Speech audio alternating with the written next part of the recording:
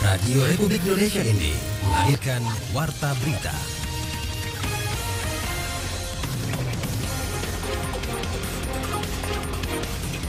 Saudara, selamat pagi. Anda mendengarkan Warta Berita edisi Sabtu 21 September 2024. Sari berita, ketiadaan biaya operasional KM Sirung dan KM Pulau Sabu selama kurang lebih 3 bulan terakhir tidak beroperasi melayani masyarakat NTT. BPBD Flotim mulai realisasikan bantuan sumur bor dari BNPB untuk antisipasi kekeringan.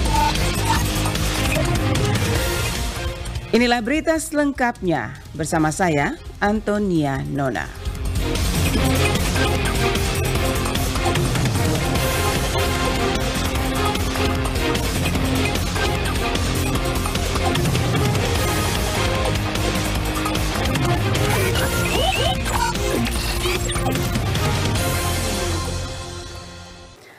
Kami sampaikan berita pertama, ketiadaan biaya operasional KM Sirung dan KM Pulau Sabu selama kurang lebih 3 bulan terakhir tidak beroperasi melayani masyarakat NTT. Laporan Nikolaus Makumeli. Ya, harapan kami agar PT Flabamor segera membahas bersama Balai Pengelola Transportasi Darat terhentinya pelayaran KM Sirung dan KM Pulau Sabu yang dikelola Badan Usaha Milik Daerah Provinsi Nusa Tenggara Timur, PT Flabamor, yang selama ini mendapat subsidi BBM dari pemerintah pusat melalui Balai Pengelola Transportasi Darat karena Komisaris PT Flabamor yang baru belum menandatangani permohonan revisi kontrak subsidi BBM ke BPTD kelas 2 NTT meski draft revisi tersebut telah disiapkan sejak Juni lalu. Revisi kontrak subsidi BBM sangat diperlukan untuk pencairan anggaran operasional kapal, gaji, dan biaya docking kapal KM Pulau Sabu. Terhadap permasalahan tersebut, Kepala Ombudsman Perwakilan NTT, Darius Bedadaton, kepada RRI Jumat 20 September 2024 menuturkan bahwa dirinya telah berkoordinasi dengan Komisaris PT Flabamor dan Kepala BPTD kelas 2 Kupang agar dicarikan solusi penyelesaian guna kelancaran pelayanan kapal kepada masyarakat NTT. Ya, harapan kami agar PT Flabamor segera membahas bersama Balai Pengelola Transportasi Darat kelas 2 Nusa Tenggara Timur jika ada kendala, terutama kendala pada poin-poin revisi kontrak subsidi BBM agar pencairan anggaran subsidi tersebut segera dilakukan. Karena berdasarkan informasi yang kami terima dari total anggaran 19 miliar, baru PT Flabamor baru menyerap 50% dari total anggaran tersebut. Tetapi kami diinformasikan bahwa pertemuan bersama kedua belah pihak akan berlangsung nanti pada tanggal 24 September. Semoga pada saat itu mereka segera menemukan kata sepakat dan mengambil keputusan untuk menandatangani kontrak sehingga pencairan anggaran subsidi itu segera dilakukan dan pembayaran gaji karyawan, kemudian biaya-biaya operasional, BBM, dan seterusnya, biaya docking kapal yang tertunda, dan seterusnya, itu segera dilakukan. Karena dari informasi yang kami terima, itu banyak trip pelayaran yang tidak terlayani selama kurang lebih 3 bulan ini. Itu harapan kita. Dirinya berharap agar PT Flabamor segera membahas bersama Balai Pengelola Transportasi Darat kelas 2 NTT, utamanya terkait poin-poin revisi kontrak subsidi, agar pencairan anggaran subsidi segera dilakukan, mengingat pelayaran sangat penting dalam rangka meningkatkan produktivitas dan mobilitas masyarakat, serta pengembangan ekonomi daerah, khususnya di wilayah tertinggal, terluar, terdepan, dan perbatasan. Lebih lanjut, dirinya menuturkan bahwa permasalahan tersebut menghambat mobilitas orang, barang, dan kendaraan yang berdampak negatif terhadap perekonomian daerah. Dirinya berharap rapat koordinasi bersama PT Flabamor dan Balai Pengelola Transportasi Darat kelas 2 NTT pada 24 September 2024 mendatang bermuara pada solusi bersama sehingga kapal-kapal yang dikelola oleh PT Flabamor dapat kembali melayani wilayah tertinggal, terluar, terdepan, dan perbatasan di Nusa Tenggara Timur. RRI Ende, Nikolaus Makumeli melaporkan. Badan Penanggulangan Bencana Daerah BPBD Kabupaten Flores Timur Flotim mulai merealisasikan bantuan pembangunan sumur bor dari Badan Nasional Penanggulangan Bencana BNPB sebagai upaya antisipasi bencana kekeringan di wilayah tersebut. Laporan Lady Badin.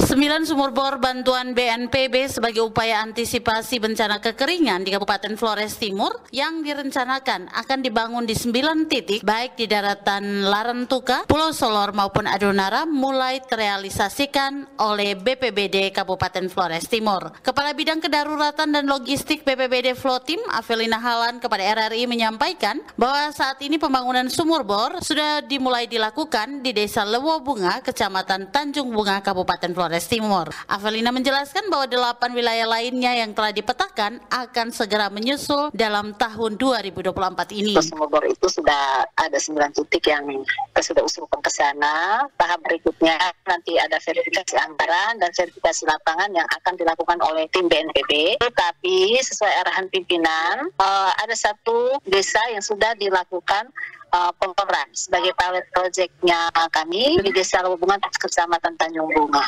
Kerjaan sudah mulai. Avelina menjelaskan bahwa bantuan sumur bor ini diharapkan dapat memberikan solusi jangka panjang bagi masyarakat yang selama ini menghadapi kesulitan air bersih, terutama di musim kemarau. BPBD Flotim berkomitmen untuk mempercepat proses pembangunan di seluruh lokasi yang telah ditentukan agar masyarakat segera merasakan manfaatnya. Ya, pengeboran ada satu desa yang sudah dilakukan bertahap. Tahap pertama 3 lokasi, 1 di daratan Flores Timur, 1 di Adonara, 1 di Solo. Demikian juga tahap kedua dan tahap ketiga. Dipastikan akhir tahun ini. Harus berakhir tahun ini karena SK penanganan darurat kita berakhir tanggal 31 Desember 2024. Dengan realisasinya program tersebut diharapkan mampu mengurangi resiko krisis air bersih serta meningkatkan ketahanan masyarakat dalam menghadapi potensi bencana kekeringan yang sering terjadi di Kabupaten Flores Timur. RRI Ende, Lady Badin melaporkan. Kelurahan Rewarangga, Kecamatan Ende Timur menerima alokasi anggaran dari Kementerian Pekerjaan Umum dan Perumahan Rakyat melalui Balai Wilayah Sungai Nusa Tenggara II pada tahun 2024. Bantuan ini diberikan kepada Perkumpulan Petani Pengelola Air atau P3A Tibutana untuk pembangunan saluran irigasi tersier. Laporan Rosa Dalima. Secara khusus di kelompok tani Tibutana 4, Toko Sate dan Saripawe. Lurah Rewarangga Antonius Andrianto mengatakan Kelurahan Rewarangga menerima bantuan dari Program Percepatan Peningkatan Tata Guna Air Irigasi tahun 2024. Bantuan sebesar Rp195 juta ini akan digunakan untuk membangun saluran irigasi tersier.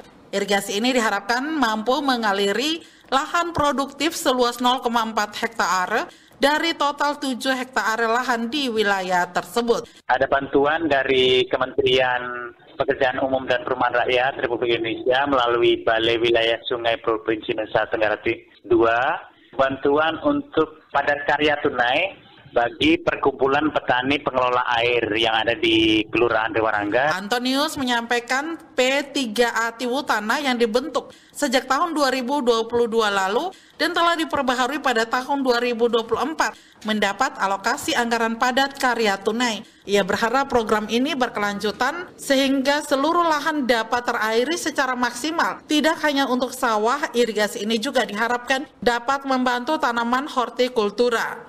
Harapannya yang selama ini masih ada lahan tidur bisa dimanfaatkan karena dari sisi alokasi saluran irigasi tersier diharapkan bisa menjangkau beberapa titik lokasi yang memang selama ini masih belum dapat digunakan. Lebih lanjut, Antonius menambahkan irigasi akan berdampak positif tidak hanya bagi kelompok tani, namun juga masyarakat umum di Rewarangga. Dia berharap juga program ini dapat meningkatkan ketahanan pangan dan mengurangi dampak inflasi di sektor pertanian akibat perubahan iklim. RRI Ende, Rosa Dalima melaporkan.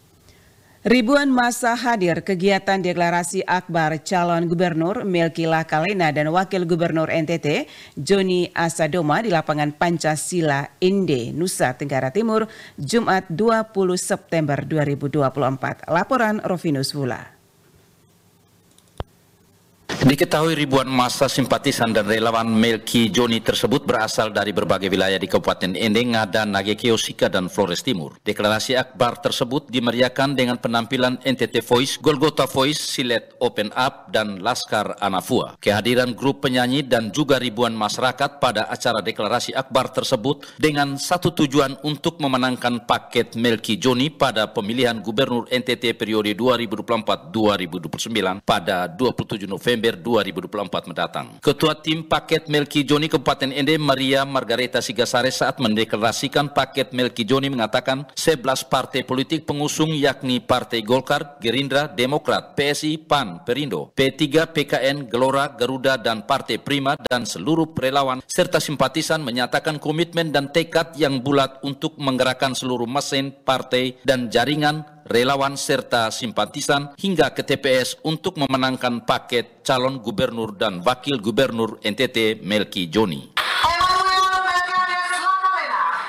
Dan Joni Asadoma di Kabupaten Ende 20 September 2024. Kami 11 partai politik dan seluruh relawan serta simpatisan pengusung Emmanuel Melkiades Nakalena dan Joni Asadoma sebagai calon gubernur dan wakil gubernur Nusa Tenggara Timur periode 2024-2029. Dengan ini menyatakan komitmen dan tekad yang bulat untuk 1.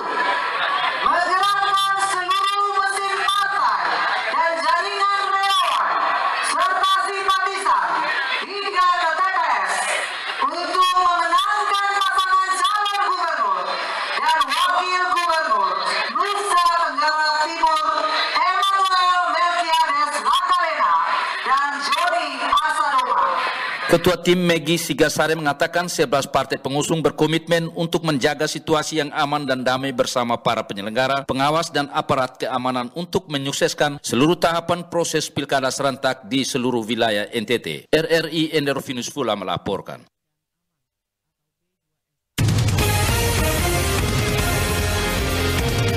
Anda sedang mendengarkan Warta Berita RRI ND. Rutan kelas 2B Bajawa tegaskan aturan dan pencegahan kepada seluruh warga binaan mengenai larangan modus love skimming. Laporan Suimam. Kepala Kesatuan Pengamanan Rutan Bajawa Zulkifli Ahmad kepada RRI Jumat 20 September 2024 mengatakan penegasan ini dilakukan sebagai tindak lanjut dari edaran Dirpam Intelpas dan instruksi Dijenpas yang menekankan perlunya pencegahan tindakan pidana di dalam rutan, terutama yang memanfaatkan alat komunikasi ilegal. Dijelaskan betapa pentingnya disiplin dan kepatuhan terhadap aturan yang berlaku. Hal ini menunjukkan komitmen Rutan Bajawa untuk menciptakan lingkungan yang aman dan teratur. Pentingnya disiplin dan kepatuhan warga binaan pemasyarakatan terhadap aturan yang ada. Perlu kami ingatkan juga pesan dari Bapak Ditjenpas kepada warga binaan di seluruh Indonesia bahwa pelanggaran serius seperti love scamming ini akan mendapatkan sanksi tegas, termasuk pencabutan hak-hak warga binaan dan kemungkinan dipindahkan ke Lapas Karanganyar, Nusa Kambangan. Lanjut, Zulkifli menuturkan modus love scamming yang menciptakan identitas palsu untuk menipu korban menjadi perhatian serius. Untuk itu diharapkan kepada semua warga binaan agar tidak terlibat dalam tindakan yang merugikan orang lain. Ini bukan hanya soal hukum, tetapi juga tentang moralitas dan etika. Ditambahkan, pelanggaran lainnya seperti penyelundupan barang terlarang juga akan dikenakan sanksi berat. Untuk itu pihak rutan tidak akan mentolerir tindakan yang merugikan. Setiap pelanggaran dapat berakibat pada pemindahan dan pencabutan hak program integrasi. Ritual sepa api dan injak bara api di Desa Pautola, simbol keperkasaan dan penolakan terhadap mara bahaya. Selengkapnya, Ferry Soo melaporkan. Pautola adalah sebuah kampung yang terletak di Desa Pautola, Kecamatan Keo Tengah, Kabupaten Nagekeo. Selain penghasil rempah, di kampung ini juga tersimpan ritual sakral, yakni injak bara api dan tendang bara api atau sepa api. Kedua ritual ini adalah bagian dari tahapan dalam upacara adat pesta syukur panen yang dalam istilah adat setempat disebut Katodo. Katodo merupakan upacara pesta atau syukuran hasil panen. Di dalamnya terdapat perjamuan dan berbagai tarian serta permainan yang berlangsung sepanjang malam hingga pagi hari. Kegiatan Katodo dijalankan oleh 2 suku besar yaitu Pau dan Todo serta 9 anak suku. Simon Petrus II, tokoh adat Pau Tola, mengatakan injak bara api merupakan tarian sakral yang dijalankan oleh para anak suku mengenakan pakaian adat. Tarian ini dipentaskan oleh kedua kelompok menginjak-injak bara api sampai padam sembari melantunkan nyanyian atau ejekan kepada musuh yang telah kalah dalam peperangan. Tarian ini melambangkan keperkasan seseorang atau kelompok dalam mempertahankan tanah atau wilayah dari serangan musuh. Jadi dalam kegiatan acara adat Katodo, yaitu acara syukur panen, ada 16 acara. Dalam acara Belewo, kita ada 2 kelompok secara bersama-sama mengucapkan kata-kata sindiran. Kembali mereka mengenangkan kembali para pahlawan dulu yang mungkin dalam peperangan selalu membuat kata-kata yang menyakitkan hati pihak-pihak tertentu. Dan injak bara api berarti kita kembali mengenang para pahlawan dulu, karena dalam pertikaian tentu banyak pertumpahan darah. Jadi api adalah simbol dari pertumpahan darah. Sementara tendang bara api atau sepa api merupakan salah satu upacara penolakan terhadap segala macam bahaya yang mengancam dan membahayakan manusia dengan seluruh kehidupannya. Dalam masyarakat, segala sesuatu yang dapat membahayakan kehidupan manusia ditolak dan dibuang ke arah barat matahari terbenam. Hubungan antara panenan dengan api. Jadi api itu sebenarnya simbol dari berbagai bencana yang menyerang segala usaha masyarakat. Maka setiap ritual ini juga dibuat acara sepa api. Itu adalah bagian dari pengertian api yang dimaksudkan. Bara api adalah simbol segala bencana dan malapetaka yang telah dimusnahkan oleh api. Melalui upacara ini diharapkan segala kekuatan jahat yang dimusnahkan oleh api dan sudah dibuang tidak akan kembali menimpa manusia. Upacara sepa api sungguhnya menggambarkan keperkasaan manusia yang sanggup melawan kekuatan jahat. RRI ND Feriso melaporkan.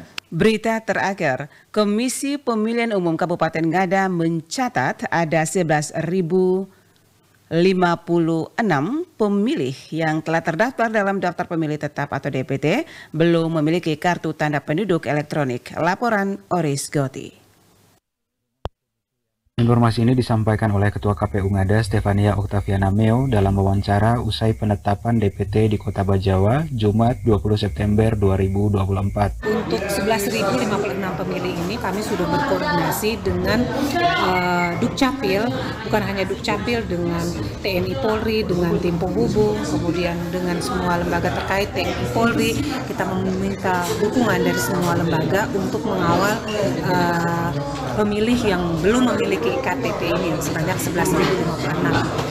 Data 11.056 ini sudah kami serahkan ke Dukcapil, kemudian nanti akan dilakukan pencermatan, kemudian kami akan duduk bersama lagi untuk melakukan perekaman eKTP bagi pemilih yang sudah terdaftar dalam DPT namun belum mempunyai eKTP. Stefania menambahkan KPU Ngada telah menyerahkan data pemilih tanpa eKTP kepada Dinas Kependudukan dan Pencatatan Sipil atau Dukcapil untuk verifikasi. Lebih lanjut, rapat koordinasi lanjutan akan digelar di tingkat kecamatan untuk mempercepat proses perekaman eKTP. Sementara itu, rapat pleno yang digelar di Hotel Corina, KPU Ngada telah menetapkan DPT Pilkada serentak dengan total 125.798 pemilih yang terdiri dari 60.794 laki-laki dan 65.004 perempuan. Badan Pengawas Pemilu atau Bawaslu Kabupaten Ngada turut hadir dalam rapat tersebut. Komisioner Bawaslu Walterius Niku menekankan pentingnya pencermatan DPT agar tidak ada pemilih yang tidak memenuhi syarat seperti pemilih yang telah meninggal dunia atau pindah tempat tinggal. KPU yang berikutnya teman-teman, ini yang menjadi harapan kita semua. Teman-teman, setelah nanti penetapan DPT oleh teman-teman KPU, by name itu duduk bersama PKD dan PP, duduk bersama untuk mencermati lagi, sehingga di situ bisa melihat lagi dari jumlah DPT di satu desa, kira-kira ada berapa pemilih yang memang tidak bisa menggunakan hak suaranya. Yang TMS, yang tidak bisa dicoret, diakibatkan kena regulasi tadi.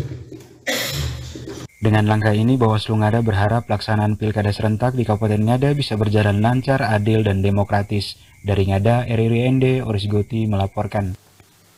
Saudara, sekian Warta Berita edisi Sabtu 21 September 2024. Saya Antonia Nona mengucapkan terima kasih. Selamat pagi.